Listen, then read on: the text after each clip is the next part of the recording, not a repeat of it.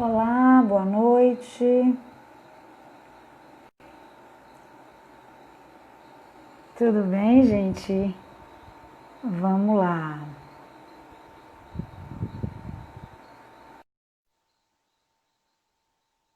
Estamos aguardando a nossa convidada entrar. Nossa querida Anne. Opa, Anne Oi, chegou. dá para me ouvir? Olá, Anne, dá sim. Boa Muito boa noite. noite. Uma alegria imensa ter você aqui conosco. Obrigada, pessoal, que está chegando aí na nossa live. Essa live é a live organizada pelo colegiado do curso de Serviço Social da FRB, no Instagram do curso. E hoje nós temos como convidada a Anne Maia, ela vai, obviamente, se apresentar, mas desde antes eu já digo um pouco sobre o nosso bate-papo de hoje. Nós Sim, vamos conversar. A primeira live foi sobre a política de assistência, então tem toda uma lógica na organização desse trabalho, né? E nós estamos hoje com a live cujo título é Desproteção Social, o trabalho do assistente social e a política de saúde no cenário da Covid-19. Tá? E a nossa convidada é Anne. E quem é Anne? Né? É Anne Maia, ela é assistente social, ela é mestranda do PPGNI, estuda gênero, raça e classe, é também docente da Unijorge, em Salvador, e também coordena a atenção especializada no município de Salvador. Muito recentemente, Anne ficou um pouco mais conhecida ainda da nossa categoria, porque ela compôs a Chapa 2 Vira Mundo, que concorreu às recentes eleições para o CRES Bahia e obteve uma expressiva votação. Né? Então, nós estamos aqui recebendo nossa querida Anne Maia, que vai colaborar conosco do curso de Serviço Social, fazendo algumas reflexões. Então, antes de passar a palavra para a Anne, eu quero trazer algumas considerações iniciais sobre essa temática. Tá? Estamos falando de um cenário muito grave no âmbito da saúde pública e da saúde coletiva em todo o mundo. Estamos vivendo uma pandemia.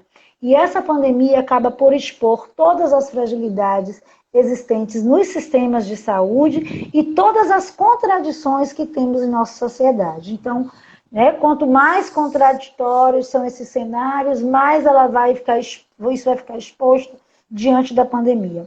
Isso tem vários significados, mas o que toca a nós é que demonstra cada vez mais que o campo da saúde é sim um campo de atuação do serviço social. Nós estamos vivenciando uma pandemia que demonstra isso com a nitidez incrível e que mostra para a gente que a saúde é sim determinada social e historicamente. Então, dito isto, eu passo a palavra para a nossa querida Anne e agradecendo desde já a participação. A Anne vai ter mais ou menos, nós combinamos, né, 15 minutos, 20 15 a minutos de 20. fala, É, né, 20 minutos e a gente vai abrir para os debates. Eu vou acompanhando aqui as perguntinhas para a gente seguir, tá bom? ok. Obrigada, Anne, para você. Olá, olá, Silvinha, boa noite a todos. Muito prazer e orgulho, né, que eu aceitei esse convite.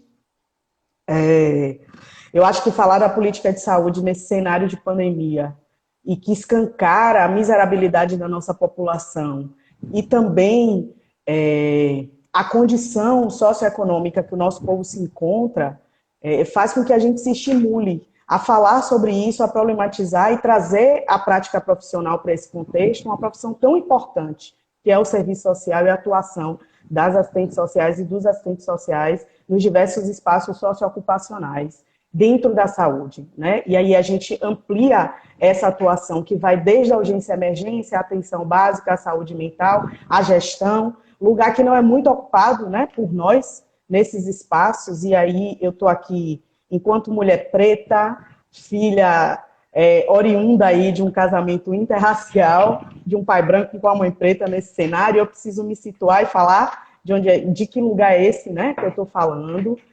Um assistente social que coordena a atenção especializada do município e que convive cotidianamente com essas dificuldades, que é exatamente a efetividade da política de saúde dentro do cenário. E aí, quando a gente tem um cenário nacional que vai na contramão de tudo que está sendo proposto, quando a gente fala de enfrentamento a essa pandemia, quando a gente pensa nas propostas e proposições dos municípios e dos estados, a gente tem aí um reforço na fragilização e na importância desse cuidado junto à população, né? E aí, eu não tenho como não começar a falar sobre isso e trazer essa discussão desse panorama nacional, né? A gente começa aí com retrocesso. Há muito tempo a gente vem lutando pela defesa do Sistema Único de Saúde, pela efetivação das políticas de saúde, a gente sabe das fragilidades e dos problemas que a gente enfrenta, e desde o governo Temer, e agora fora Bozo, né, nesse cenário.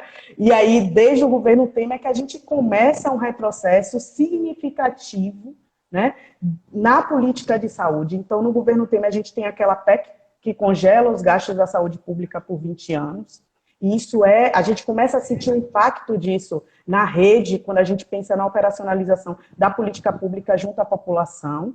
E a gente não tem como não falar desse contexto. Então, a fragilidade das ações traz impacto na assistência e, consequentemente, na vida dos usuários. Porque se a gente não tem recursos que são disponibilizados para os estados e municípios, consequentemente, a gente vai ter uma baixa cobertura de atenção básica, a gente vai ter retrocesso na política de saúde quando a gente pensa no cuidado, e aí a gente tem essa emergenciedade de tratar a política, de tratar as questões de saúde só pela perspectiva da urgência e emergência, e a gente esquece da promoção, né, da promoção e da prevenção de saúde dentro desse contexto. Então, esse cenário pandêmico, ele traz à tona a importância do Sistema Único de Saúde. O quanto é importante a gente ter uma saúde pública fortalecida. O quanto é importante a gente ter uma política pública que garanta acesso de saúde, de cuidado às pessoas e à população como um todo. Então, a importância do SUS, ele nunca foi tão evidente quando se instala essa pandemia. A gente precisa defender o SUS, a gente precisa defender uma saúde pública, universal e equânime, e esse cenário tem demonstrado o quanto a gente precisa fortalecer a política de saúde para fortalecer todas as outras instâncias e direcionar esse cuidado e esse atendimento à população. Então, assim, há muito tempo a gente já vinha, né, brigando pelo fortalecimento das políticas de saúde e da sua real implantação. Pensar na integralidade do SUS é pensar sobre o cuidado que nós precisamos ter, é pensar sobre a importância que nós, enquanto população, a gente precisa defender uma política de saúde que chegue às comunidades. A gente fala de saúde, mas a gente esquece do conceito de saúde. O conceito de saúde vai desde da água que você bebe na sua casa até o esgotamento sanitário da sua comunidade. E que a gente sabe que, quando a gente faz análise do cenário das nossas comunidades, grande parte não tem essa realidade, saneamento básico, né, para conseguir dar conta da sua condição básica de sobrevivência. Então, nós precisamos pensar a saúde para além do que habitualmente a população compreende. O foco é sempre nas urgências, esquecemos da promoção e da prevenção, que são tão importantes para o cuidado em si. Então, a gente perde o foco da importância do fortalecimento da atenção primária, da estratégia de saúde da família, que com esse governo de Bolsonaro tem um grande retrocesso no intuito da defesa e do cuidado das pessoas dentro das suas comunidades, entendendo as suas realidades. A gente tem aí os indígenas sofrendo dentro desse cenário de Covid, que já vinha sendo massacrado na perspectiva dos seus direitos. E dentro desse contexto, isso só agrava. Então, a gente sabe e vê cotidianamente, vocês devem ver aí cotidianamente, o quanto os indígenas têm sofrido, já sofriam pela falta de assistência à saúde que não chegava, e isso tem se agravado dentro desse cenário. Então, muitos têm morrido, né, pela invasão dos seus territórios, já pelos grileiros, que a gente já tinha esse contexto, e que levam a doença dos brancos para eles. Né? E a gente não tem o cuidado adequado para essa população, porque a gente já tem uma política de saúde fragilizada, que não chega para todo mundo. Então, assim, as mudanças nas portarias que atingem o setor de saúde, ela traz uma lógica hospitalocêntrica. A gente volta àquela lógica de saúde lá antes da década de 60. A gente volta àquela lógica de saúde onde o cuidado estava centrado no médico e a gente descaracterizava aquela produção de conhecimento que nós temos dentro das nossas comunidades e das nossas relações. né? Então, o conceito mais ampliado de saúde, focado nas determinações sociais e nas desigualdades de saúde, ele se perde dentro desse contexto. E aí entra a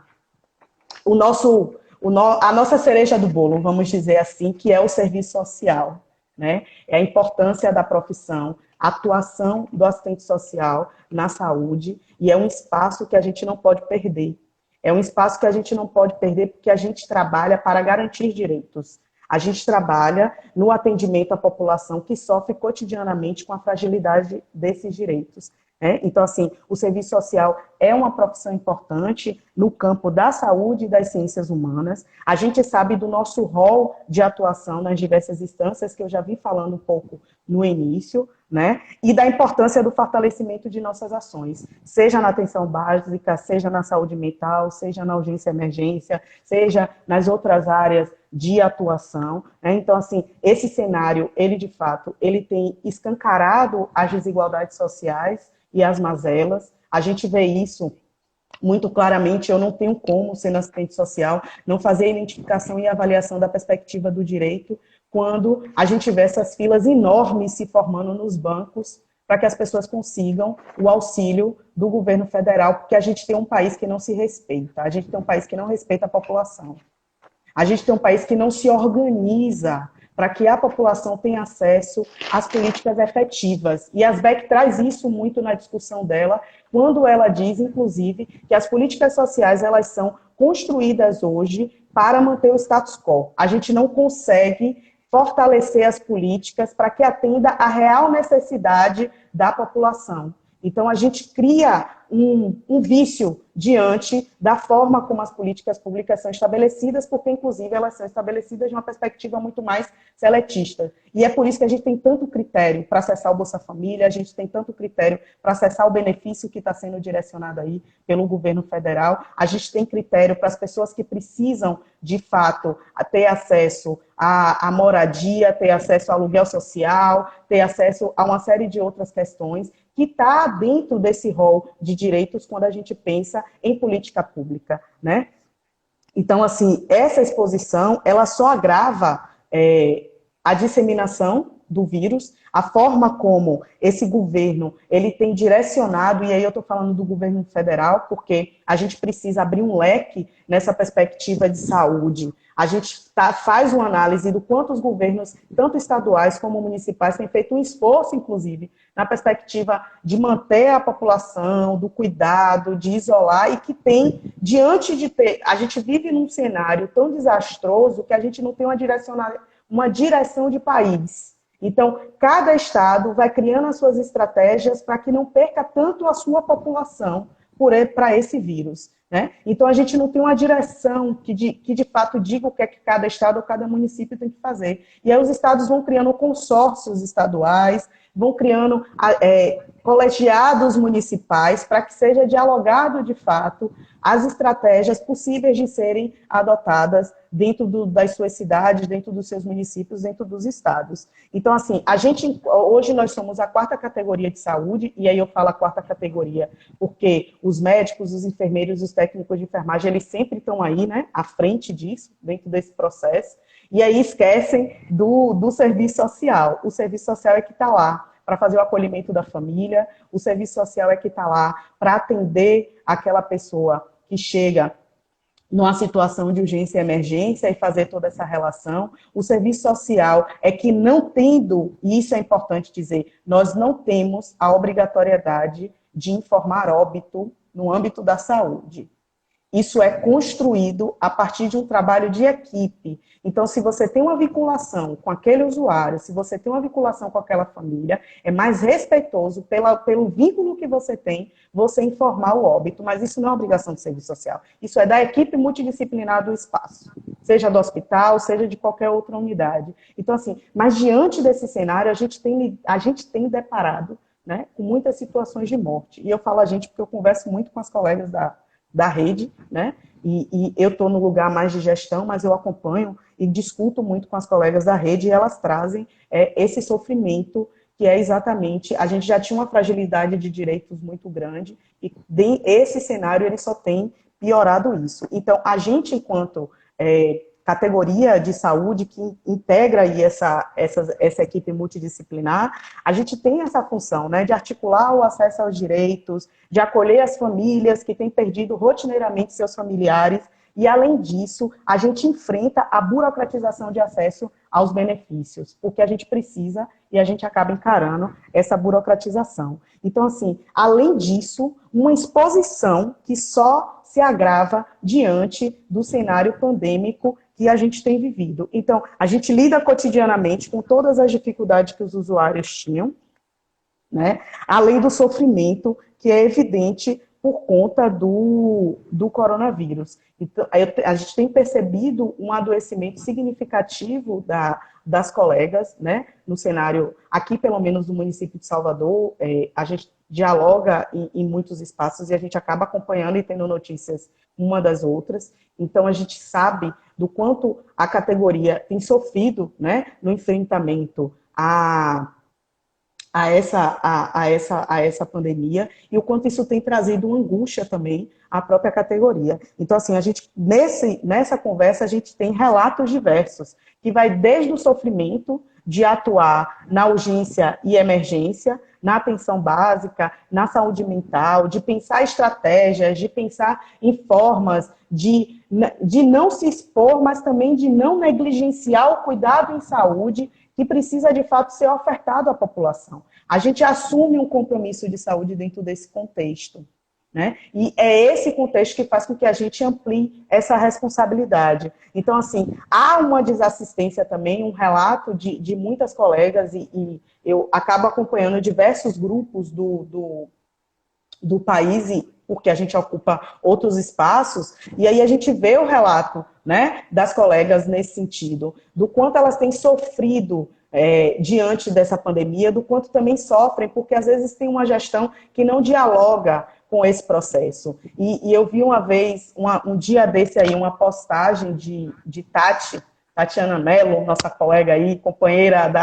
da disputa aí da Viramundo, e quando ela diz assim, nós somos profissionais de saúde, né? Nós não somos heróis, nós merecemos respeito, nós merecemos uma melhor qualidade de trabalho, nós merecemos melhores postos de trabalho, a gente merece EPIs, a gente merece uma condição adequada para que a gente possa desenvolver de maneira respeitosa o nosso trabalho, sem descaracterizar a nossa responsabilidade. Então, o que a gente precisa, de fato, é a garantia das condições adequadas de trabalho, né? E esse processo, inclusive, de revisão mesmo do que é esse posto de trabalho, já que a gente está tão exposta, né? E elas estão mais expostas porque eu trabalho, né, mais a nível de gestão, mas compreendo o sofrimento das colegas, né, diante da exposição, da forma como elas se colocam dentro desse cenário. Então, assim, muitas trazem, né, muitas colegas estão afastadas porque testaram positivo para a Covid, né? A gente tem relatos de colegas que a unidade quase todas as colegas testaram positivo, e você tem duas dando os plantões e organizando, né, o processo de trabalho, como você tem colegas que vão trabalhar pela responsabilidade, e é isso que precisa ser posto. Assim. A gente tem responsabilidade com o Sistema Único de Saúde, a gente tem responsabilidade com os usuários e as usuárias que chegam até os serviços, e isso é algo que a gente tem que colocar sempre em pauta. O nosso compromisso vai para além, inclusive, muitas vezes, do nosso trabalho. O nosso compromisso vai para a garantia dos direitos, para brigar por melhores condições de trabalho, para poder discutir a forma como as coisas estão sendo postas, porque, além de estar prestando assistência, a gente também precisa ser cuidado enquanto trabalhador dentro desse cenário, né? Então, muitas colegas estão afastadas por conta da exposição do coronavírus, né? A saúde mental acaba afetando, porque você tem receio, inclusive, de levar o vírus para sua casa, para o seu filho, para o seu marido, para sua companheira, para a sua avó. Então, assim, mas você também não pode deixar de trabalhar. A gente não pode perder de vista que somos classe trabalhadora, né? Nós trabalhamos porque precisamos, diga-se de passagem, a gente tem aí a nossa mais-valia extraída cotidianamente, então não dá para descaracterizar. O serviço social, ele integra, nós somos classe trabalhadora, a gente trabalha pela responsabilidade sanitária, mas a gente também trabalha porque a gente precisa trabalhar, né? Então, ir trabalhar dentro desse cenário não é só um ato heróico, é um ato porque a gente precisa, né? Então, estar afastada e voltar, e querer voltar ativa logo em seguida, é por essa responsabilidade que a gente carrega.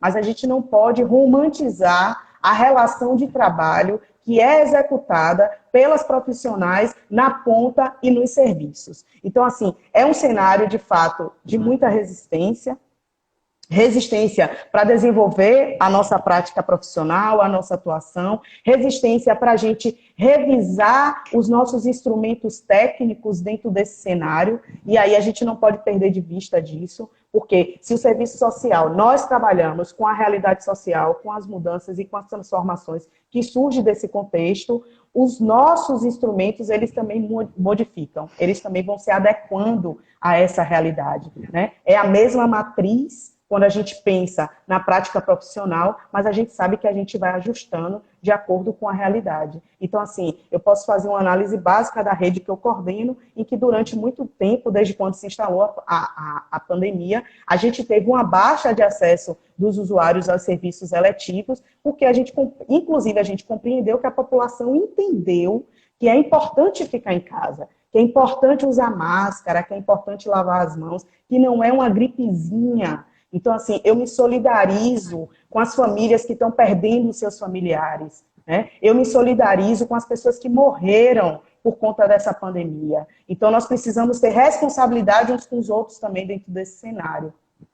E é aí que entra essa discussão. Então, a gente tem um esvaziamento de acesso dos usuários aos serviços eletivos. Os serviços de saúde não foram suspensos, pelo menos aqui em Salvador. Então, assim, os serviços de saúde, eles não foram suspensos, eles continuaram funcionando, mas a gente teve uma exclusão da urgência-emergência, de acesso à urgência-emergência. A gente teve algumas iniciativas que foram muito importantes para esse contexto pandêmico, né, para o acesso e para o cuidado da população.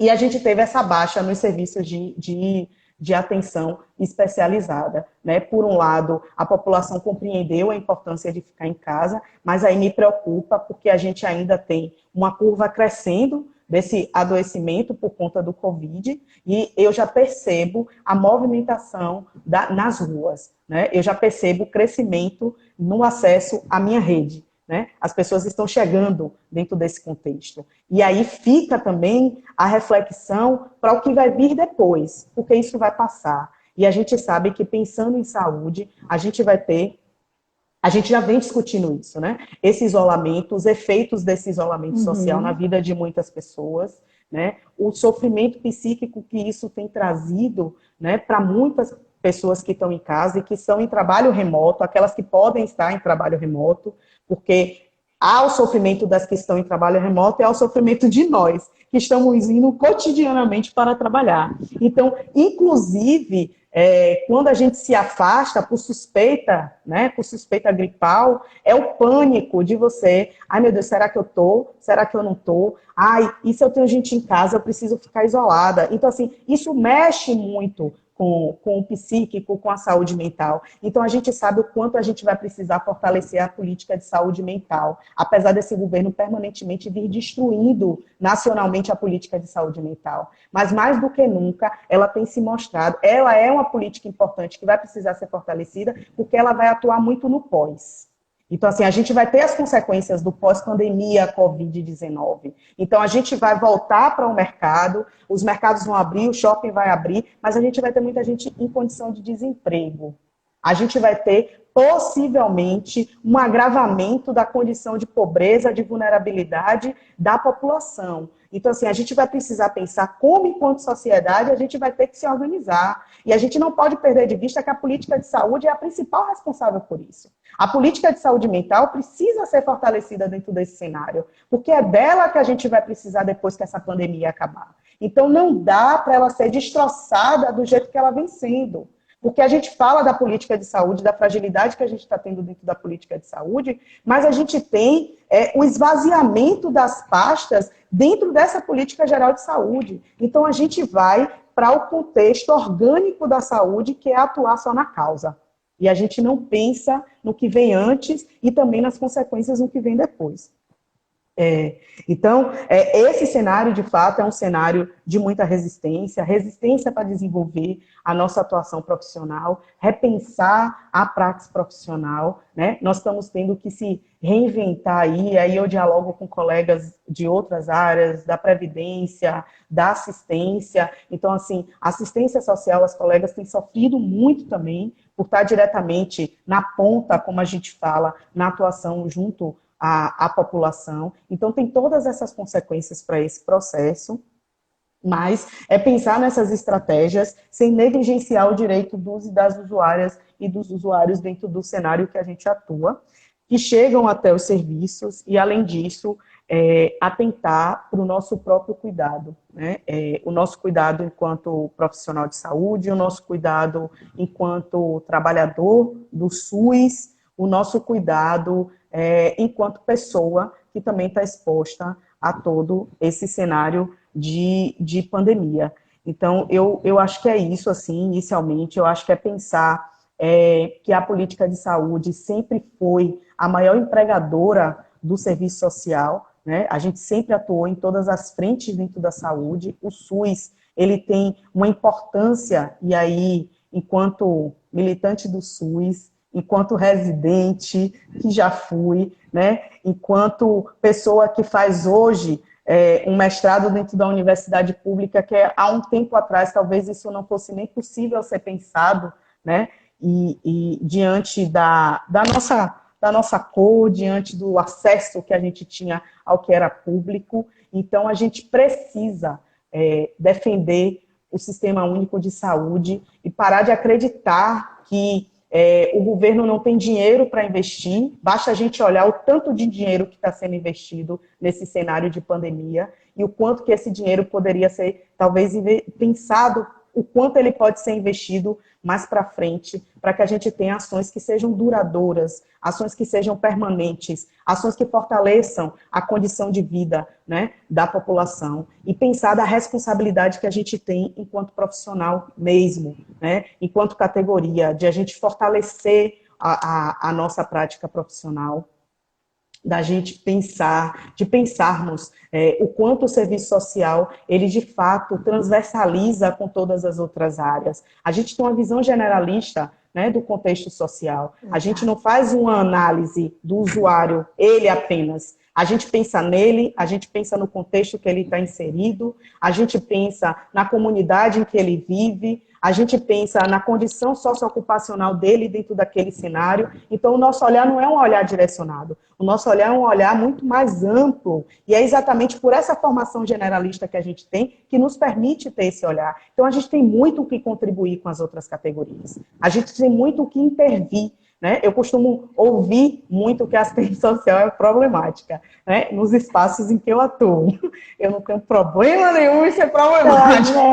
São as melhores, meu bem. Diga-se de passagem, problema nenhum. Eu acho que a gente a gente não pode, como eu falei, né, no meio do processo da minha fala, assim, não é romantizar o nosso exercício profissional, porque a gente sabe dos desafios, dos impactos, das dificuldades, né, dos limites e das possibilidades da nossa atuação profissional. A gente sabe disso. Né? A gente sabe da importância também de nos fortalecer enquanto categoria, enquanto entidade. E eu acho que é isso, é pensar numa política de saúde que integralize todo esse conhecimento, e é por isso que a gente defende um SUS que seja gratuito, um SUS que atinja amplamente a população na perspectiva do cuidado de saúde. Né? Pensando na saúde de uma maneira muito mais ampla, pensando no fortalecimento da atenção básica, porque é ela que está cotidianamente diretamente ligada à comunidade. Então, a gente precisa fortalecer, sim, as equipes de saúde do país inteiro. A gente precisa entender que os agentes comunitários, ele têm um papel importante dentro das comunidades, que os agentes de endemias, ele têm um papel importante dentro da comunidade. Então, que aquelas equipes de saúde da família, né, que não tem assistente social, inclusive, né, a gente tem assistente social nas unidades básicas, naquele formato antigo, e que a assistente social faria uma grande diferença, contribuiria bastante com essas equipes, mas a gente também precisa entender da importância do fortalecimento da atenção básica, porque é ela, né, é o básico, e se a gente dá o básico, se a gente previne o básico, a gente vai ter uma assistência de atenção especializada, organizada, porque você vai ter o acesso, né, desses serviços de média e alta complexidade, e a gente também vai ter urgência e emergência, porque a gente sabe que as urgências acontecem em todo o contexto. E a gente, enquanto profissional dentro desse cenário, a gente precisa começar também a fomentar isso dentro da população. Né, da importância dela acessar a unidade básica de saúde, porque muitas vezes quando você vai para a urgência e emergência, você tem tudo, né, na urgência e emergência. Você passa, você faz o raio-x, você passa pelo médico, você faz o exame de sangue e você sai de lá e não precisa retornar. Mas é aí que a gente entra também nesse trabalho de incentivo, né, da população de acessar a unidade básica, a unidade de saúde da família, da sua comunidade, do seu território em que reside. Então, eu acho que a gente já tem muitos desafios, e os desafios não são de hoje. Então, assim, não é o coronavírus que trouxe desafios para a saúde, não. A PEC foi congelada bem antes do coronavírus sonhar em existir dentro do contexto social que a gente vive, né? Então, a gente já vem perdendo direitos na saúde há muito tempo. Então, os desafios não são de hoje. Os desafios, eles só agravaram dentro do cenário em que nós estamos, né? O que para mim tem dois lados. Tem o lado do agravamento, do impacto da política de saúde, e tem o outro lado, que é o que eu tinha dito no início, né? Ele escancara a importância de um sistema público gratuito para toda a população. Eu acho que é isso, fica aqui o meu apelo, né, a todas as pessoas, para que a gente brigue para que o SUS continue, porque a gente, inclusive, tem relatos de outros países que enfrentaram uma série de dificuldades por terem essa política de saúde mais privatizada. Então, assim, a gente tem um sistema único de saúde que ele atinge a todos os níveis de atenção, de cuidado e de promoção à saúde. O que a gente precisa enquanto comunidade, o que a gente precisa enquanto população, o que a gente precisa enquanto categoria é fortalecer esse sistema e brigar e levantar essa bandeira, porque, de fato, é ele que está fazendo a diferença aí nesse cenário de enfrentamento do Covid, ok? E é isso, okay, dentro dele também está a saúde do trabalhador. Excelente suas reflexões, a gente ainda tem um tempinho, então eu vou dizer algumas coisinhas assim do que eu anotei. Primeiro eu quero agradecer as pessoas que estão assistindo a gente, via ex-alunos, alunos, professores de outros cursos, pessoas profissionais, pessoas da Secretaria Municipal de Saúde de Salvador, várias pessoas, batemos, pelo que eu contei aqui, até 97 pessoas assistindo a live em algum momento, tá? E aí eu queria trazer alguns elementos, recortando coisas da sua fala, Anne, para que talvez a gente pudesse aproveitar esse tempinho para aprofundar. Eu li algumas passagens, porque passa muito rápido as perguntas. Então, assim, as falas são muito na mesma direção de concordância com a palestrante, mas alguns pontos são bem interessantes. Alguém falou da importância de derrubar, de uma luta política mais ampla pela derrubada da EC 95, que foi resultante da tal da PEC que congelou os gastos da PEC da morte, né? Então, o enfrentamento a esse desmonte. Há pessoas que colocam a discussão, eu li por aqui, do quanto o Sistema Único de Saúde, por mais que ele seja uma conquista de extrema importância para a nossa sociedade, ele se apresentava precarizado. Eu acredito que com a sua fala a gente consegue ter uma dimensão disso, sim. Não temos o sistema de saúde ideal e nem sequer o constitucional conseguimos construir plenamente. Sim. Mas a gente já conseguiu uma consciência nesse país de uma defesa da saúde enquanto o dever do Estado. O nosso grande problema é de que Estado nós estamos falando. Então, acho que essa é uma questão, né? Um Estado que é patrimonialista, né? Machista, misógino, excludente, genocida. Uma estrutura social historicamente atravessada por desigualdades, desigualdade de gênero, de raça, a pobreza afetando a esses setores principalmente. Então, isso tudo vai trazer um turbilhão e um baixo investimento desde sempre na saúde. e agora piorando. E o mais interessante que é o tensionamento da perspectiva da privatista com a perspectiva da saúde pública. E nos cenários da Covid é interessante que a gente observe algumas contradições que emergem. Então, por exemplo, eu estou aqui aberta com o boletim epidemiológico da CESAB da data de ontem, não consegui pegar o de hoje ainda, em que vai me dizer que o número de casos confirmados por profissionais de saúde no estado da Bahia, sabendo que nós temos um problema também na notificação.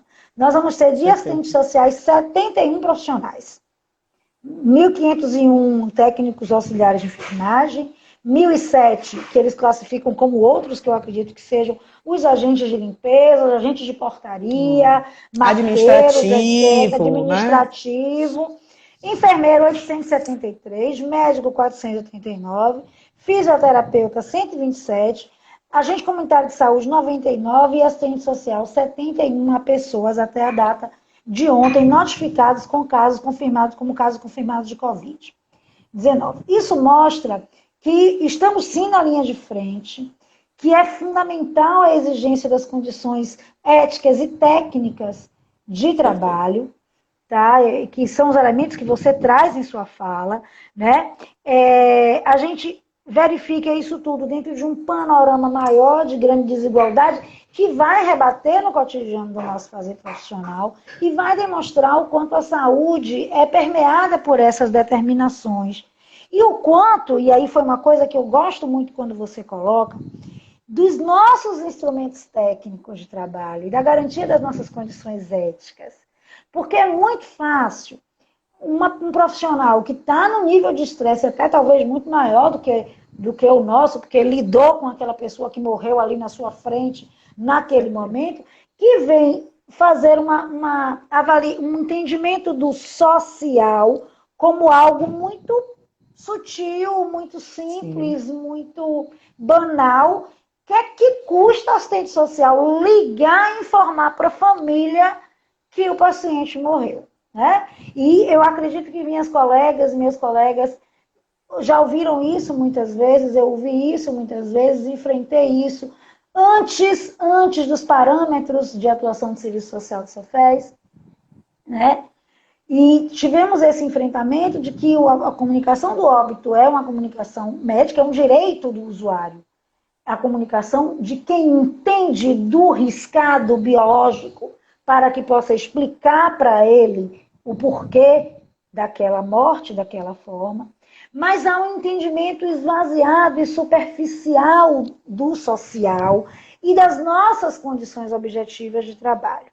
Então, na medida em que nós, enquanto profissionais, não nos fortalecermos tecnicamente e não termos não atualizarmos os nossos instrumentais e as nossas discussões políticas, né, do nosso fazer profissional, a gente vai acabar sofrendo muito esse tipo de pressão para fazermos o que não é para nós fazermos e abrirmos mão de fazer o que de fato é para a gente fazer, que tem toda uma relação de elucidar para aquela equipe que não estudou, que não entende, estudou outras coisas, mas não estudou a complexidade da nossa sociedade, da nossa estrutura e daquela condição daquele usuário trabalhador que está ali na nossa frente, determinadas condições do cenário e do contexto dele que vão interferir na saúde, que por isso hoje ele não pode ter alta, ele só vai ter alta amanhã, e não vai ter alta porque o Serviço Social disse que não vai ter alta, porque ainda a família dele não tem condição de recebê-lo, por exemplo.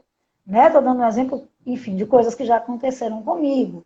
Uma pessoa que mora, que vive em situação de rua, e a gente precisa antes acionar uma condição objetiva de abrigamento para que essa pessoa volte à sua vida de uma maneira adequada. Então, esses atravessamentos, essas ingerências no nosso, e é isso que eu quero trazer como uma questão para a gente refletir, que eu queria pedir essa contribuição, essas ingerências de outros profissionais, às vezes por falta de conhecimento, às vezes por estresse, por angústia, e às vezes até o próprio profissional se sentir acuado para acabar fazendo, porque, se eu não fizer, ninguém vai fazer, sabe?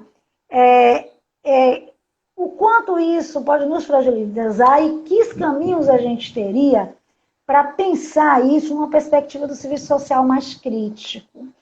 Nós estamos vivenciando uma tendência a uma formação talvez mais precarizada, uma tendência a de qualquer jeito tá bom, e a gente tem que ser solidário, e ttt. Então, assim, que caminhos a gente pode pensar na perspectiva de uma formação crítica, e uma formação não só crítica, mas crítica o tempo inteiro, organicamente crítica, enquanto estamos lá na frente, e principalmente nesse cenário de grandes retrocessos e de conservadorismo galopante, tanto no cenário nacional, quanto, infelizmente, no interior da nossa própria profissão. Então, eu queria, enfim, talvez que você pudesse refletir um pouquinho com a gente sobre isso, sem perder a perspectiva da defesa do SUS. Não, claro que não. E o SUS sempre, né? Eu sou oriunda do SUS, me formei, né? Pelo Sistema Único de Saúde, eu tenho muito que contribuir. Eu vou tentar ser breve, né? Para a gente não perder a discussão. Eu acho, Silvia, que você traz pontos importantes, assim. Quando você traz o crescimento desse conservadorismo dentro da categoria profissional, eu acho que esse talvez seja o maior desafio quando a gente pensa, por exemplo, no enfrentamento à terceirização dos serviços, né? A gente tem aí um país com um índice muito alto de desemprego, a gente tem muitos cursos sendo criados e muitas pessoas saindo das universidades do serviço social, e aí a gente sabe que a gente tem um crescimento disso. Vamos pensar, e aí eu vou pensar por baixo, assim, porque eu não tenho de cabeça aqui agora, vamos pensar de 2010 para cá, o quanto a gente teve o avanço, né, das universidades privadas, dos ensinos à distância, dentro desse contexto. Então, a gente tem muita profissional saindo, né, das universidades. E a gente tem um mercado que está cada dia mais enxuto. Então, ao mesmo tempo que a gente tem uma atuação generalista, e a gente pode atuar em diversas áreas, a gente não tem tantas vagas, né, numa perspectiva até de garantia da efetividade plena e permanente do profissional nos seus espaços socioocupacionais. E aí eu tenho relatos, por exemplo, de colegas que atuam num determinado hospital e que tem a parte que é pública, que tem as servidoras, e tem a parte que é privada, né? E que elas recebem quase um terço do que as servidoras recebem, porque são terceirizadas e trabalham um tanto. E eu já ouvi de muitas delas o quanto existente entre as profissionais, no sentido de que, assim, você tem que fazer tudo que mandam. Eu tenho como me manifestar, levantar e dizer que não faço. Então, talvez esse seja o maior desafio quando a gente pensa na precarização dos nossos espaços de trabalho, né? É aquilo que eu falei, a gente precisa lembrar que, independente da posição em que você esteja, você continua sendo classe trabalhadora. Eu esqueci o nome da autora agora, que ela traz muito essa discussão. E ela fala assim, independente de onde você esteja, independente do quanto você ganhe, se você só tem a sua força de trabalho para vender, você continua sendo um sujeito explorado. Ponto. Né? Então, assim, se você está dentro desse cenário, e a gente está dentro de um cenário que a gente sabe de precarização de fato, de espaços de trabalho, né? Quando você fala assim, quais são os desafios, o que é que a gente pode enfrentar nesse contexto todo? Eu acho que primeiro é esse conflito dentro da categoria, né? Esse crescimento desse conservadorismo dentro desse cenário. A gente precisa olhar para isso com mais atenção. A gente tem uma formação crítica, a gente tem uma formação que vai para além dos muros daquilo que as pessoas esperam, né? E a gente tem também um sofrimento de grande parte de alguns colegas que não conseguem fazer enfrentamento pelo sistema, né? Enfrentar o sistema não é uma coisa fácil. Você não faz isso sozinha, você faz isso coletivamente, porque sozinho você não consegue avançar.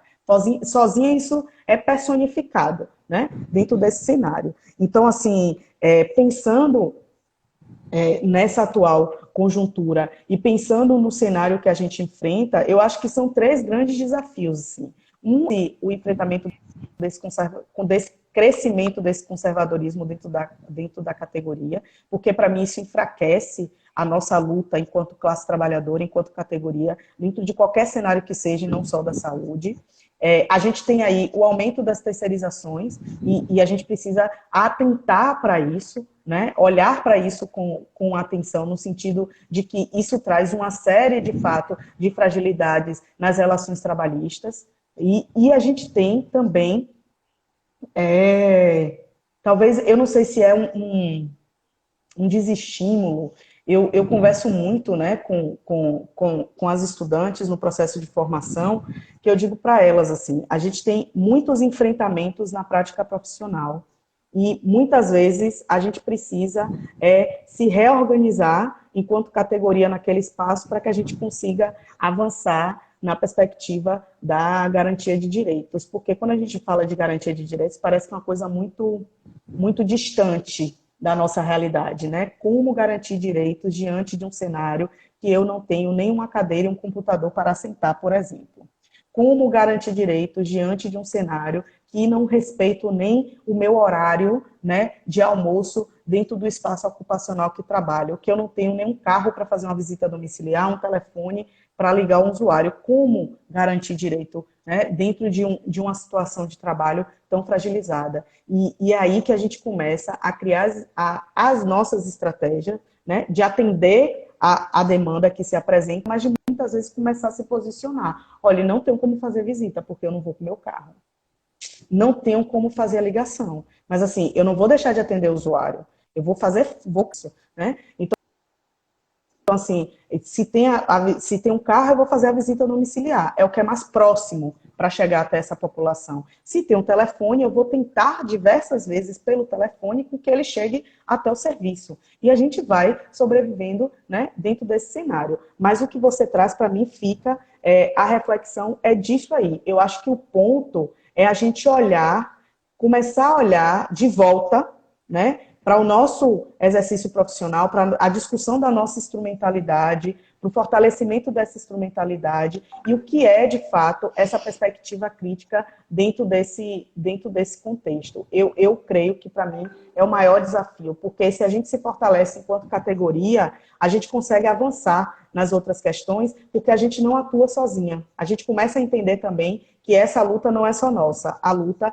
é de todo mundo que está dentro do cenário e que a gente está junto e está trabalhando, porque o problema não é só do assistente social, o problema é da classe trabalhadora desse país. Então, onde quer que você esteja, o problema não vai ser só do serviço social, vai ser da psicologia, vai ser da terapia ocupacional, da enfermagem e por aí vai. Né? E, enfim, eu acho que é isso. Não sei se eu consegui chegar onde você queria. Eu acho que sim, porque assim, é muita coisa. Na verdade, a gente tinha umas 5 lives para poder discutir com esse tema de uma maneira mais aprofundada, mas eu acho que a gente está muito interessante. Eu quero pedir desculpas às pessoas que estão assistindo, que sabe aquela coisa das perguntas subirem, ficarem rodando? Não está acontecendo aqui no meu aparelho. Eu vejo, aí eu tenho que ir subindo, depois ele diz alguma coisa não está funcionando, quer fechar o aplicativo, eu digo que eu não quero fechar, mas eu tenho vi algumas coisas aqui, por exemplo, os desafios que nos impulsionam a manter a resistência por um SUS menos desigual, é o que nossa colega Lívia diz aqui, que está assistindo junto com o Josuélito, militantes históricos da saúde mental, né, aqui no estado da Bahia. Josuélito, Josuélito querido, Josuélito querido. Edilza pergunta: quais as demandas que a população tem apresentado para o serviço social no âmbito da saúde e se a população tem tido facilidade para acessar o serviço social? Acredito que ela pergunta isso no cenário, no recorte da pandemia, né? Sim. Alguém pergunta que quando falta, né, comenta, na verdade, a professora Diane, quando falta recurso em saúde, educação, preto e pobre sentem logo. Isso foi, inclusive, uma chamada, né, do nosso conjunto Cefis-Cresce, quem é preto e pobre sente primeiro. Alguns elogios das colegas, vida longa ao SUS, parabéns, Anne. e eu vou falando e aqui vai aparecendo como se eu estivesse querendo escrever. É mentira, eu não quero escrever nada. As alunas de Anne dizendo, você vai salvar a live? Vamos salvar a live sim. Espero que eu consiga acertar. A Andréa Alice me ensinou a fazer isso, eu acho que eu vou conseguir. Né? Inclusive ela fala aqui, parabenizando o curso. E é isso, né?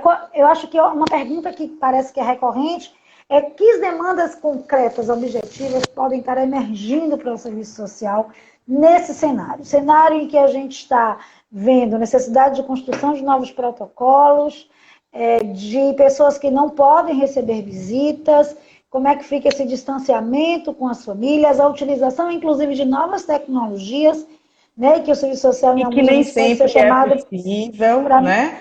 Por conta para do mediar essa acesso, das condições, relação. dos espaços E aí eu queria ocupacionais, ouvir um né? pouquinho de você lá na atenção especializada de Salvador. E isso e outra coisa que eu acho que é muito importante para os nossos discentes. Nós estamos, gente, diante de uma assistente social que está na área de saúde atuando como coordenadora, ou seja, ela está atuando na gestão de uma política. E esse é um espaço socioocupacional que precisamos ocupar. com Então, certeza. Anne Maia hoje é a coordenadora da atenção especializada no município de Salvador. Tá? Com certeza isso é fruto de uma conquista muito grande de que vem da sua trajetória e da sua competência. Mas mostra para todos nós que nós podemos ocupar diferentes espaços, inclusive espaços de gestão de políticas, no âmbito da saúde, inclusive. Então, eu queria ouvir você um pouquinho já nesses últimos 9 minutos finais, antes que derrubem a gente, um pouco sobre quais as demandas que estão sendo apresentadas, seja no seu espaço como coordenadora, ou se você tem notícias do cotidiano do profissional lá na É pontinha, lá isso, no hospital. assim. O que a gente tem escutado muito, porque assim, é como eu falei, né? A atenção especializada em si, ela teve um esvaziamento aí, né? De procura, porque são serviços de meio, né? Vamos pensar que é raio-x, são procedimentos especializados, né? Dentro desse contexto, são marcados pelo Sistema Vida. A agenda continua aberta, os serviços estão funcionando, mas a gente não tem toda a demanda. O que tem, na verdade, surgido de demanda é a dúvida dos usuários. Né? Muitos usuários têm buscado as unidades para ter informações. É a ansiedade que também tem afligido a população.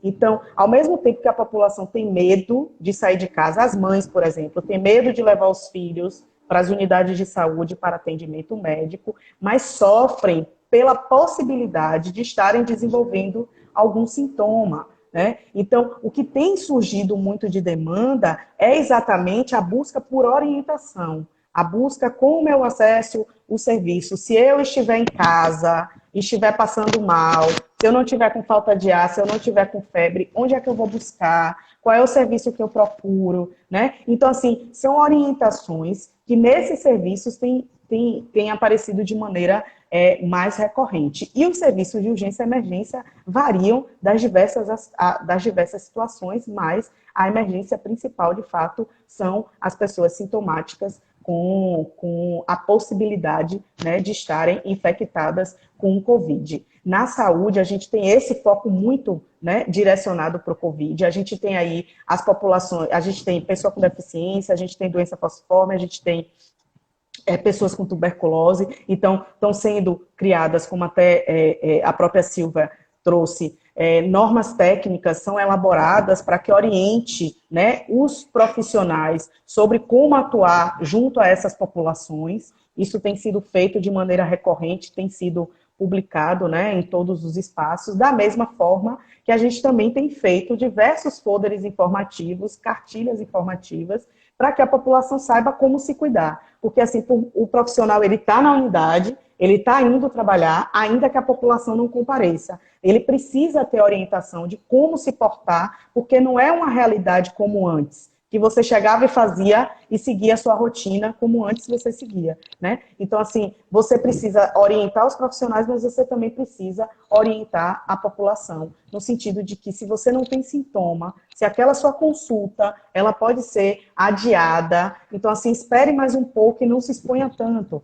Então, são orientações para a população que estão sendo feitas através de cartazes. Então, o que é que chega muito, eu acredito que das coisas que eu escuto e do que a gente tem acompanhado, é exatamente essa busca muito por informação, informação, orientação, né? Se a pessoa tem o Covid em casa e você não tem, ele vai buscar o serviço de saúde para entender o que é que faz. Uma necessidade imensa por testagem, né? Os testes rápidos estão aí e a população tem demandado muito testagem. Então, até explicar para a população por quem acessa a testagem, por que tem que testar, de que forma é que tem que testar. Então, isso também tem demandado muito. E aí eu acredito que o serviço social entra muito nessa perspectiva de orientação e de acompanhamento. Lá no atendimento ligado à urgência e emergência, ele vai atuar diretamente à frente, né? À frente do cuidado da família, à frente da perspectiva de entender que direito é aquele que está tendo, no enfrentamento, muitas vezes, a equipe multi, que é o que você traz, né? No enfrentamento à equipe multi, de que eu sei o meu trabalho, você não precisa me dizer qual é o meu trabalho, então, assim, isso aqui eu não faço, isso aqui é possível, isso aqui a gente pode negociar, né? Então, eu acho que a equipe da urgência entra muito aí nessa porque está, né, à frente disso, diretamente, também as profissionais que estão na atenção básica, porque trabalham dentro da comunidade, né? E esse problema, ele grita da comunidade. Tá. Eu acho bom, que é isso. Muito obrigada. Estamos nos 5 minutos finais. Sabemos Okay. que o Instagram derruba a gente quando acaba o tempo. Então, para a gente não ser derrubado, eu quero agradecer a cada pessoa que assistiu, as perguntas que trouxeram. Então, assim, tem uma pergunta aqui que eu estou vendo de Geisa Souza, que ela pergunta quais os desafios os profissionais têm enfrentado na atual conjuntura. E aí eu acho que a Anne já deu conta disso, né? São os desafios do autocuidado, os desafios do cuidado do outro, as condições de trabalho. As condições de trabalho, de defender o Sistema Único de Saúde, né? E de enfrentar essa pandemia fazendo as leituras de realidade que são, de fato, necessárias. Então, eu quero agradecer a cada pessoa que esteve aqui. Não vou dizer o nome de todo mundo, porque, inclusive, meu negócio não está subindo aqui direitinho, essas letrinhas. Está dizendo toda hora que não está funcionando o aplicativo. Isso está me deixando nervosinha, certo? Com medo de cair antes da hora. Mas, assim, vai ficar gravada, tá, gente? Eu vou colocar lá. É importante que a gente faça leituras da realidade de saúde, leituras da realidade de saúde ancoradas nos nossos compreensões e entendimentos sobre o serviço social, fortalecimento do serviço social crítico. E no último minuto eu deixo para a Anne se despedir. Obrigada a todo mundo. Um beijo, Anne.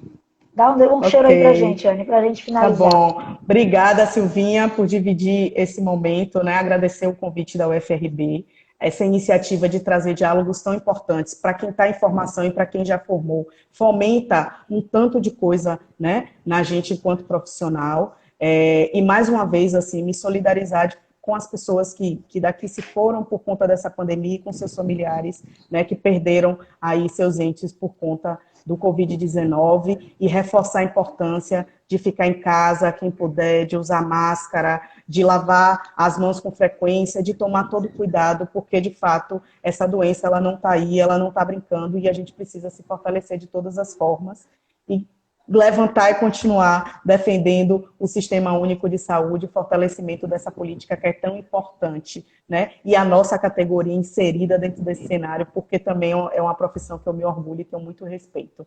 Então, muito obrigada pela oportunidade, obrigada por dividir esse espaço com Silvinha, e um beijo para todos vocês. É um prazer até a próxima. Beijo, gente. Obrigada à coordenação do Colegiado de Serviço Social por essa oportunidade legal da gente discutir aqui. Estamos aí, vamos nessa. Beijo, meu povo. Beijo. Até mais. Tchau. Até mais. Vou salvar a live. Tá certo. Tchau. Beijo. Beijo.